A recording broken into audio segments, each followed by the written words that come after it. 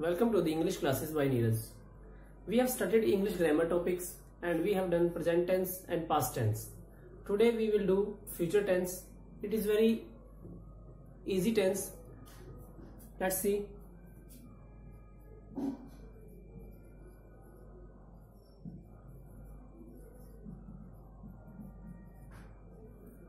Future indefinite tense. First let's discuss its structure. Subject, will shall, V1 plus object.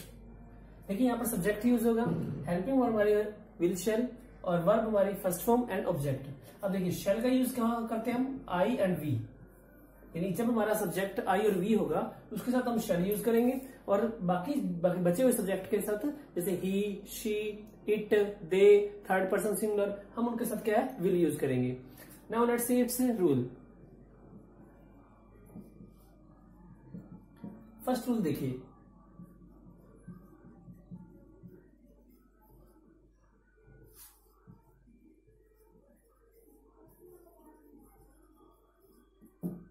To express general future. यानी आमतौर पर हम क्या है, भविष्य की बात करते हैं तो भविष्य के लिए नॉर्मल क्या है, हम फ्यूचर इंडेफिनिट का यूज करते हैं. जैसे कि फर्स्ट क्या है कि जो फ्यूचर होता है हमारा वो अजम्पशन पे यानी एज्यूम, हम क्या करते हैं, सिर्फ सपोज कर सकते हैं, अंदाजा लगा सकते हैं कि हमारे जो भविष्य में ये काम होने वाला है. कंफर्मेशन नहीं होती. ये क्या होता है, इनडेफिनेट होता है यानी कि अनिश्चित होगा.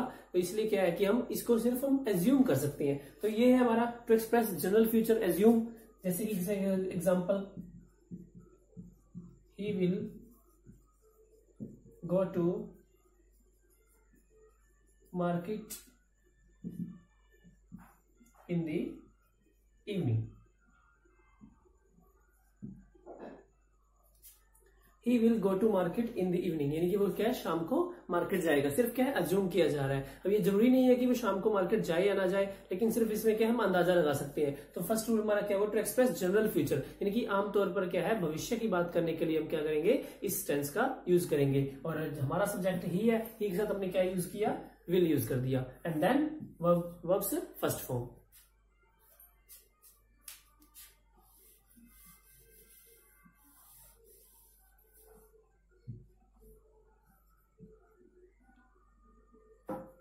Second is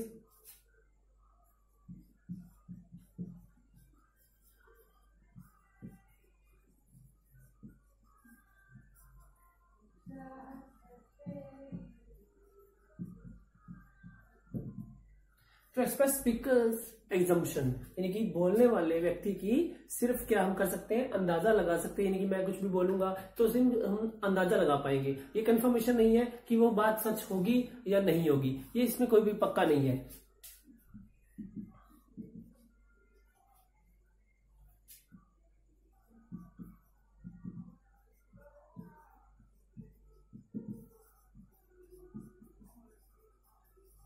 देखिए, I think he will not come.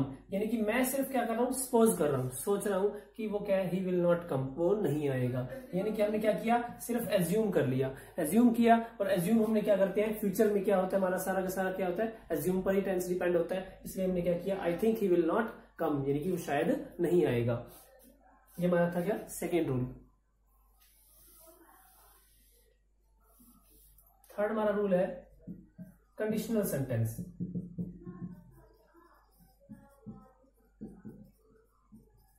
देखिए, हमारी कुछ कंडीशंस होती हैं, कंडीशनल सेंटेंसेस होते हैं जिसमें क्या करते हैं, हम इफ का यूज करते हैं. और इनमें क्या है, हमारी कंडीशन क्या है,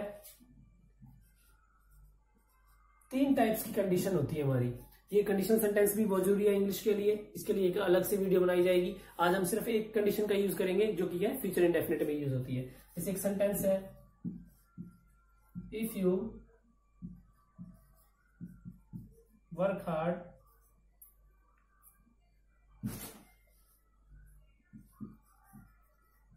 you will pass. एक सिंपल सी कंडीशन है, इफ यू वर्क हार्ड, यदि तुम परिश्रम करते हो तुम क्या है पास हो जाओगी। तो कंडीशनल सेंटेंस में क्या होगा, यहाँ पर आपको V1 का यूज करना पड़ेगा और यहाँ पर क्या यूज होगा आपका फ्यूचर इंडेफिनिट विल शेल के साथ फर्स्ट फॉर्म। तो कंडीशनल सेंटेंस में भी क्या होता है हमारा फ्यूचर इंडेफिनिट का यूज किया जाता है। एक साइड क्या होगा वर्ब की फर्स्ट फॉर्म यूज होगी विद कंडीशन इफ का यूज कर रखे, और दूसरी साइड क्या होगी हमारी विल या शेल का यूज होगा फर्स्ट फॉर्म के साथ। लास्ट रूल देखिए, अब कुछ सम सिचुएशंस, अब कुछ सिचुएशंस होती हैं जैसे कि promise, threat, command, order, determination,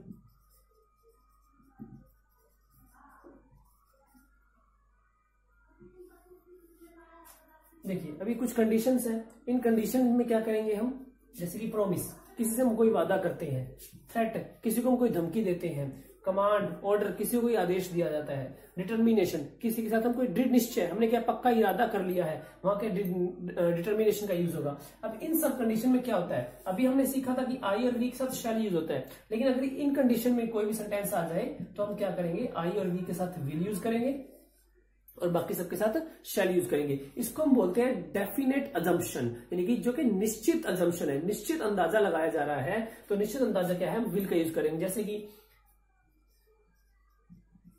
I will help you, मैं आपकी जरूर सहायता करूंगा। I will see you tomorrow, I will see you, यानी कि ये पे क्या है, यहाँ पे धमकी दी जा रही है कि मैं तुम्हें कल देख लूंगा, यानी कोई दुश्मनी निकालनी है उसके लिए उसने बोला है आई विल सी यू, यानी कि मैं तुम्हें कल देख लूंगा।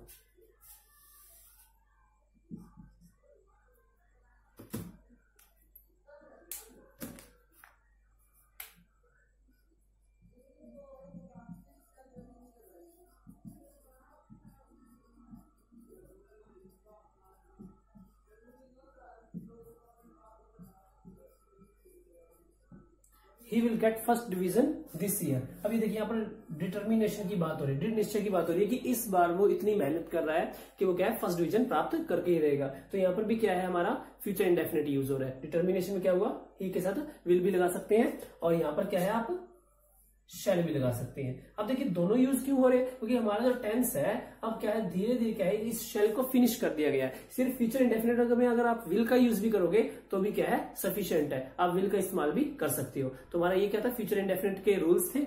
अब कुछ कीवर्ड्स की बात करते हैं।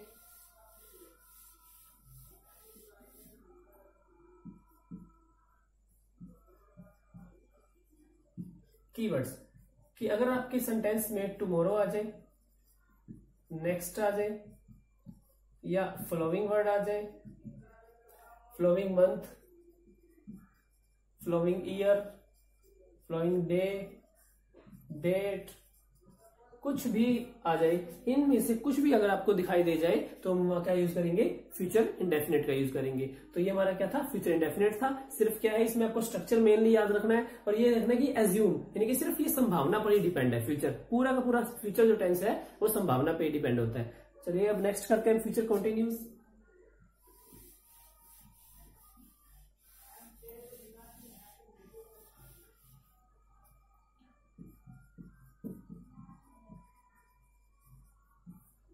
सबसे पहले स्ट्रक्चर की बात करते हैं। Subject, will shall, be, V1 ING and object. देखिए हमने बात की कॉन्टिन्यूस, कॉन्टिन्यूस में हमेशा क्या यूज होता है V1 ING, और फ्यूचर है तो future indefinite will shell plus first form हमने क्या यूज किया, बी यूज किया। तो इनको कंबाइन करने के लिए हमने क्या यूज किया था, बी यूज किया था, will shall be first form ING। तो ये हमारा क्या था स्ट्रक्चर था, क्योंकि without structure it can't be possible to learn the tenses. So structure is very important.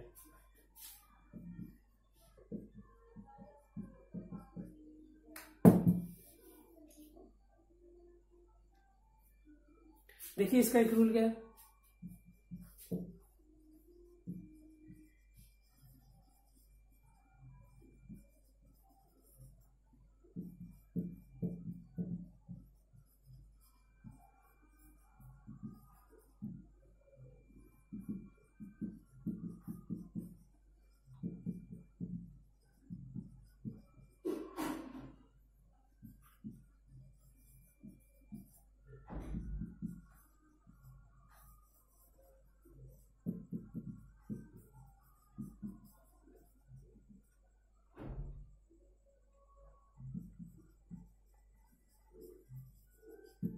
देखिए इसका एक सिंगल ही रूल बनेगा, फ्यूचर कॉन्टिन्यूज, यानी कि हम क्या करते हैं, संभावना दिखाते हैं कि इन फ्यूचर ऐसा काम चल रहा होगा, यानी कि will shall be first form ING, Hindi में अगर इसे ट्रांसलेशन की जाए तो चल रहा होगा, रही होगी। तो देखिए इसका to make a guess about continues action, ऐसा काम जो कि क्या है, सिर्फ हम गेस कर सकते हैं, अंदाजा लगा सकते हैं, ऐसा काम भविष्य में जो कि चल रहा होगा उसके बारे में हमने क्या किया, एज्यूम कर लिया, गेस लगा लिया। जैसे एग्जांपल है, at this time we shall be travelling in the train tomorrow. देखिए अब क्या है, टुमारो वर्ड हमें क्या डिनोट कर रहा है, टुमारो वर्ड डिनोट कर रहा है फ्यूचर को। अब देखिए एट दिस टाइम यानी इस समय, यानी कल इस समय, तो इस समय एट दिस टाइम हम किसको डिनोट करते हैं, कॉन्टिन्यूज को डिनोट करते हैं। तो कॉन्टिन्यूज और फ्यूचर कॉन्टिन्यूज का हमारा क्या होगा, सेंटेंस हो गया। तो हमने क्या करना होगा, यहाँ पर फ्यूचर की क्या हमने वर्ब लगानी होगी, फ्यूचर की क्या है, will shall be first form ING, at this time इस समय, we shall be travelling in the train tomorrow, कल इस समय क्या है, हम ट्रेन में ट्रेवल कर रहे होंगे, यात्रा कर रहे होंगे। तो इसलिए क्या होगा, ये हमारा फ्यूचर कॉन्टिन्यूज, सिर्फ हम एज्यूम कर रहे हैं, अंदाजा लगा रहे हैं, यानी कल इस समय कर रहे होंगे, जरूरी नहीं है कि कल हम यात्रा करें या ना करें, लेकिन अभी प्लानिंग यही है। So speakers planning on assume, assumption, सिर्फ हम अंदाजा लगाकर क्या कर सकते हैं, फ्यूचर कॉन्टिन्यूज को डिफाइन कर सकते हैं। तो ये क्या था, हमारा फ्यूचर कॉन्टिन्यूज था। बाकी जो दो बच गए हमारे, future perfect and future perfect continues, सिर्फ आप उनके स्ट्रक्चर से भी काम चला सकते हो, क्योंकि वो भी क्या है, एज्यूम पे डिपेंड है। आइए थोड़ा सा स्ट्रक्चर के बारे में डिस्कस कर लेते हैं फ्यूचर के।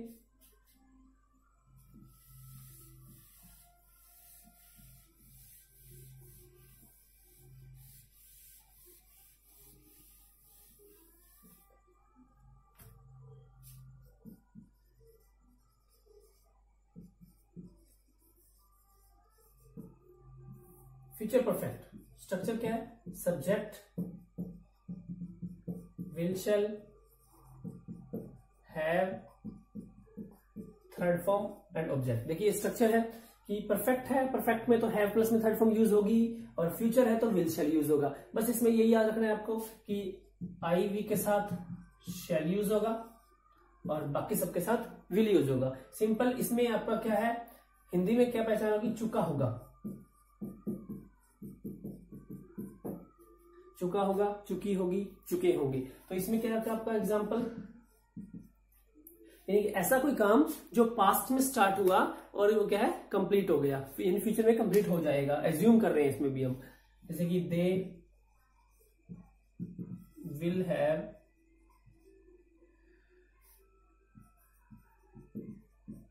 पेंटेड दी हाउस on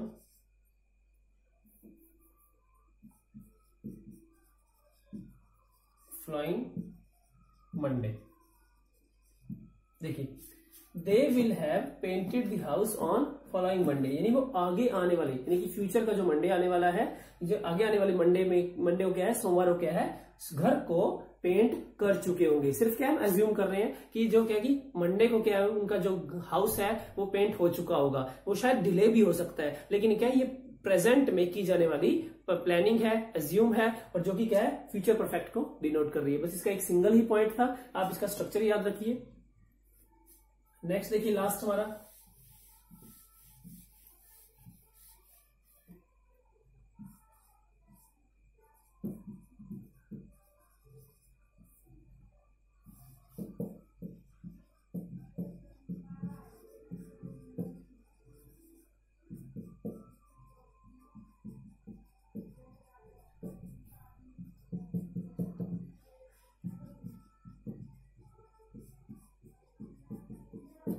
देखिए ये इसका स्ट्रक्चर है। आइए स्ट्रक्चर के बारे में बात करें।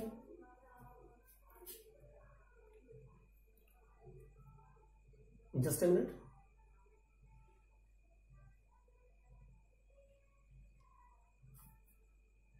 देखिए perfect continuous V one ING, perfect has have plus third form and future will shall. ऐसे आप स्ट्रक्चर इजीली कर सकते हो कि जहां पर फ्यूचर यूज होगा वहां पर आपका विल शैल आ जाएगा, परफेक्ट यूज होगा वहां पर क्या है, हैव प्लस में third form be was been third form, and continuous V one plus ING. और परफेक्ट कॉन्टिन्यूस में क्या आता है आपका, सिंस या फोर आता है। इसमें क्या आपका से रहा होगा, जैसे कि वे 2 घंटे से पढ़ रहे होंगे। हम ये फ्यूचर में इसमें भी एज्यूम करेंगे कि वो शायद 2 घंटे से पढ़ रहे होंगे। हम इसमें क्या किया हमने, इसका एग्जांपल ले लेते हैं। They will have been studying for 2 hours at the home।